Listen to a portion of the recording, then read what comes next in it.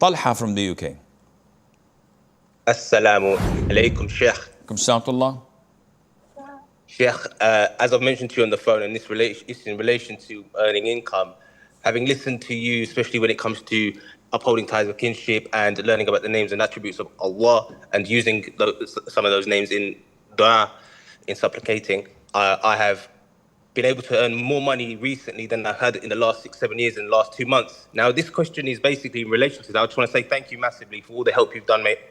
Allah reward you. What it is, when I've been working now, I've been getting a lot more shifts, working at my workplace, more income. I still pray on time, but through earning that income, it's been one of them where, because we're so focused at working, a busy environment, we can't focus on Allah as much, because obviously working in a hospital, dealing with so many patients coming in and out. I wanted to ask you, as somebody who, from you've mentioned that you've worked in HR and you've worked as a teacher, obviously there will be times when you were working as well. Is there anything you would advise in terms of when we're working, when we're trying to earn income, where we don't get distracted by that? Yes, we still pray, but we still feel like, because we're focused on the work, it's pushing us away from remembering Allah. May Allah reward you for everything you've done, Sheikh. Ameen.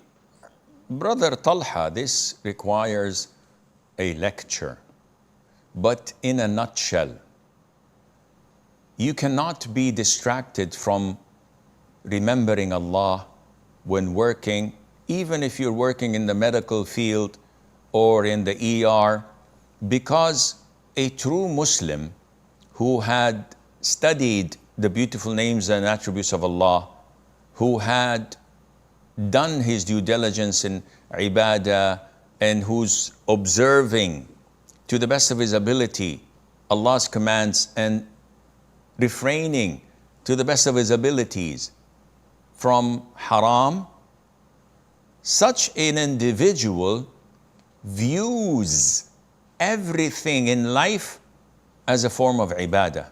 So even if I'm attending patients in the ER or doing my rotations at hospitals or prescribing medication, or I'm in pathology, or I'm in here or there, everything I do it for the sake of Allah. I see the benefits, the blessings and favors of Allah upon me. When I see patients who are suffering and struggling, I say the dua, Alhamdulillah alladhi afani mimma ibtalakum bihi wa faddalani ala kathirin mimman khalaqa tafdila. And I appreciate the state I'm in, that Allah favored me over so many of those.